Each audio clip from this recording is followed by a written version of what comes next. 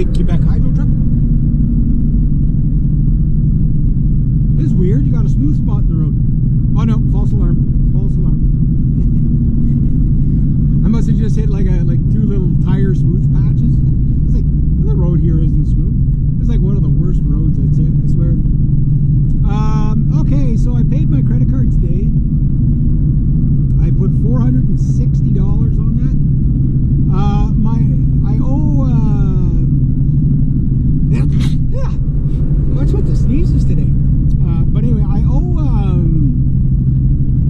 for the drum kit, but they charged me $236 a month for the drum kit till I think next February.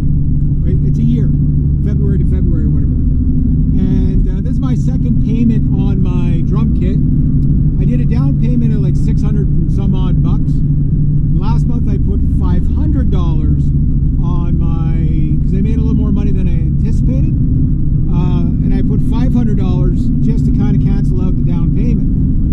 Which this month, with the extra charge, I had $2,540 left on the card to pay that I had on the card, because I still have the two Mark Holcomb guitars to still pay for, which one more payment and the 7-string is completely paid for, which I feel good about that. I was hoping to get it paid off this month, but it's going to be another, it's just about paid off. You know, so I got one more guitar to pay for, the drum kit, but the drum kit is only coming in at $230, $36 a month, right? So it's not the full whack, right? So I still got a couple of grand left on it. I think 25 or 2,700. I'll have to crunch the math, whatever it is. But the thing is that putting $500 last month and $460 this month, I'm maybe paying about an average of on like 2,500 bucks, something like probably about $22 of interest. Not bad, you know. But because I'm overpaying the minimum payments, right? My goal is to pay down the credit card, or pay off the credit card by October, so I can go into the winter with zero debt. But if I don't, at least if I can get it below $2,000, I know my monthly payments would be like about $100 a month or something like that, which is very feasible, right? For when my income is at the lowest. So right now,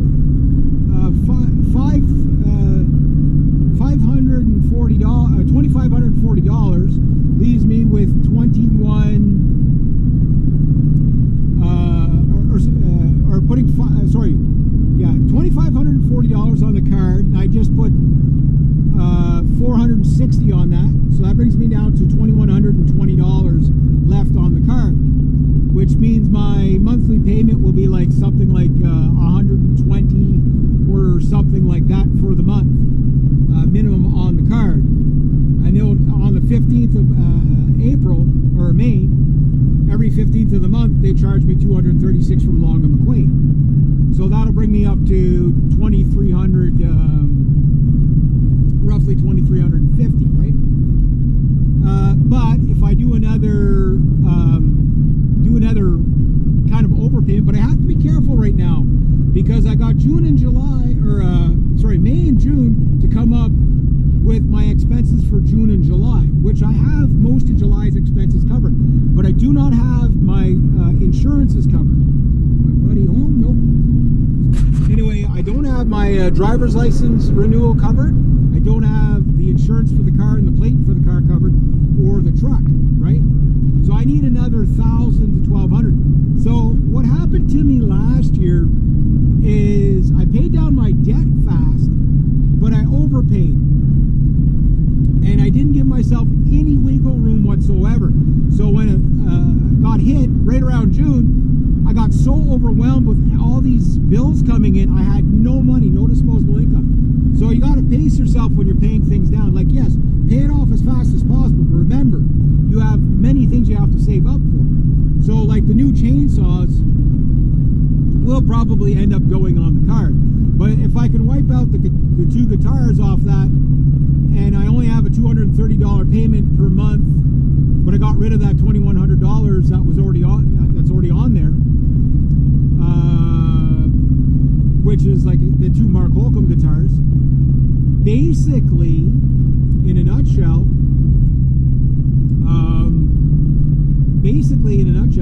what'll happen is I will be able to do, say, $300, maybe $400 a month, and still put that other money aside, but my interest payments will still be low because the actual overall debt on the card is low, even though I owe more than what's on the card because I'm being charged every month.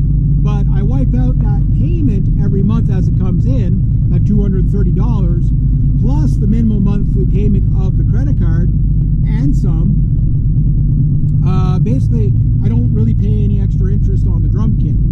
I just pay, but the longer it takes you to pay things off, the more interest you pay. So, credit cards are a bad thing, and it's a bad way to kind of do it. But it's the smartest way to do it if you have to do it that way. So if you have to do monthly payments on something, like if I would have taken the drum kit and put the whole whack load of it on it, plus the debt that was on the card, my minimum monthly payments would be much, much higher, and so would the interest on the card. Doing it this way, it paces it out. Like the interest from Long & McQuaid from their financing is already baked into the cake, right? So whatever the payment is, like no matter what, even if you pay it off quicker, you still pay a year's worth of interest, right? Which I think was 18%. Yeah, I know. Ouch. But it doesn't really matter because like my minimum monthly payment on my credit card is still low. It's not a big whack at once. My chainsaws will be the same thing. Like if I can wipe out my debt to zero, I'll go put $3,000 worth of chainsaw equipment, yard working equipment on my credit card. But I have to do it when, so that I can pay it down, so that my minimum monthly payment is never going to exceed $200. But if I do pay more than $200, it comes down faster, and that's what I always try to do. But I also have to have money for the winter, right? And last year I got lucky, and this year so far I've been lucky to get work in January, February. If I didn't get that work in January, February, and March, I'd be hurting big time now and would have a hard time with the minimum monthly payments. But I'd already strategized for that. Okay, well, I have my rent and everything like that. So like I say, it's another $200. I have July completely covered. So if I can cover all of July's expenses by the end of April, that sets me up for August and lightens the burden of all my bills coming in at once of insurances and stuff like that. Plus, I'm probably going to pay the insurance on my dad's truck and the renewal of the plate just to keep the truck going, right, for myself, because I've already made $100 with that truck just off the scrap metal last week, and then I made like 500 or something like that in the winter just doing the eco center jobs. So that little truck is going to pay for its operation to run it, right? So it makes sense for me to use that truck until I can get mine fixed, even though I can't do the heavy work with that truck, and it's only going to be local. So I'm not going to take on big jobs with it, but a light eco center job, a light scrap metal job, yeah, sure, it's extra money coming in, right? So, and for the amount it's going to cost me to run that truck for the year, you know what I mean? If it costs me an extra $300 a year, $400 a year to run that truck, I've already made, 600 with it, you know what I mean? So it's economically savvy for me to do that until that truck dies, and then it is what it is. I don't want to be the one to kill it, so that's why I don't drive it every day. And I don't want to buy it off my dad because, like, it's a truck that, like, it's as rough as this thing is. You know what I mean? Like, it owes my dad nothing. It owes me nothing. All I do is put a little bit of gas in it, and to keep it on the road, I'll help with the insurance and stuff, and help my dad out, right? My dad can afford it, but it's the idea. If you're going to use other people's stuff, you break it, you buy it. You know what I mean? I have that philosophy. That's why I hate borrowing anybody's stuff unless they necessarily have to. But if I know it's on the way out anyway,